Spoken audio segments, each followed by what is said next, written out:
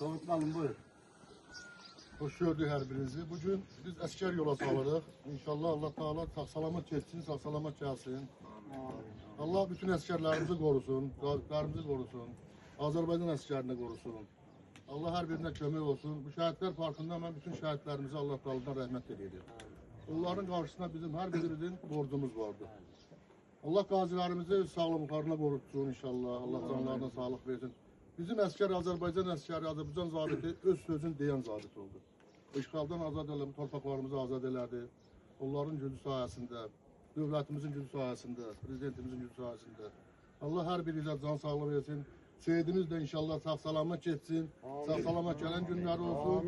Biz her birimiz sizin yanınızdayız. Azerbaycan devleti sizinledir. Yaşasın Azerbaycan askeri. Sağ salamat geçsin. Buyur anne. Buyur. Bugün biz İlazimiz qardaşımın oğlu hərbi xidmətə yola salırıq. Vətəni qorumaq hər bir gəncin borcudur.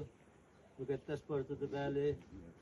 Allah bütün əsgərlərimizi salamat eləsin. Dünyamız əmin-amanlıq olsun inşallah.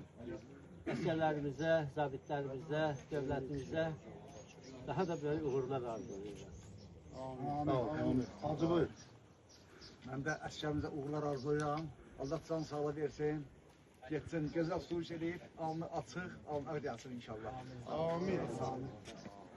Danışmak isteyen vardı kurban ama. Buyur Astakal. Açılan mallar. Buyur. Ben de bizim Mirhan'la rahmet eylesin. Hoş eylesin. Biraz bizim sınıf yoldaşımız. Güzel insan. Onun oğlu. Biz burada hamısı gelmek istedi ama vakit ağlarından sen sağ salamat çek. İnşallah gelen günlerin olsun. İnşallah. Allah o günleri. Salonlardan danışmak isteyen var. Selamat geçsin yazsın inşallah. Ben de sözümü deyim inşallah.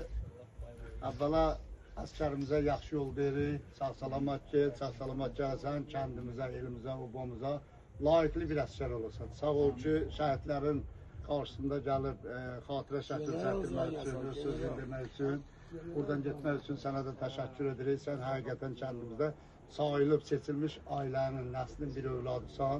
Sənə yaxşı yol verir, sağ salamat.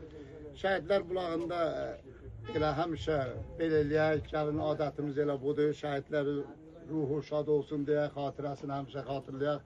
Şəhidləri, əsgərlərimizi yola salmaq üçün gəlin elə buraya yola salın. Burada ağac əkin, gedəndə ağac əkin, gələndə ağac əkin.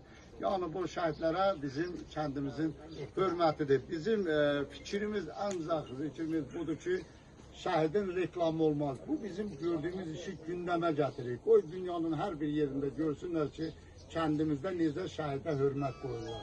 Rayonumuzun 64 şəhidinin lövhəsinin mərmərdən düzəldilib, sağ olsun xeyriyyətçilərimiz, kənd cəmaatı 4000-dən yuxarı ağac əkir. Demək olar, hər bir kəndçinin burada zəhməti olubdur. Hər birinə də təşəkkür edirik, yenə deyirik, Şəhidlər Bağının 5 qapısı var. 5 qapısı da bütün Azərbaycan xalqı üçün açıqdır. İstənilən insan istədiyi gətirib ağac əkə bilər, nə istəsə elə bilər. Tez-tez bura maşallah olsun, Respublikanın bütün rayonlarından, şəhərlərindən, kəndlərindən gəlirlər, şəkil çəkdirlər, xatirə şəkil çəkdirlər. Bunun özü elə bizim üçün fəxridir. Yəni, zəhmətimiz hədər getməyib, sənə də yaxşı ol, Allah dövlətimizi qorusun. Bu günü yaşadan şəhidlərimizə bir daha Allah rəhmət eləsin. Bir dəqiqə sükutla şəhidlərimizi xatırlayaq, əskərimizi birbaşa hərbi xidmətə yola salaq.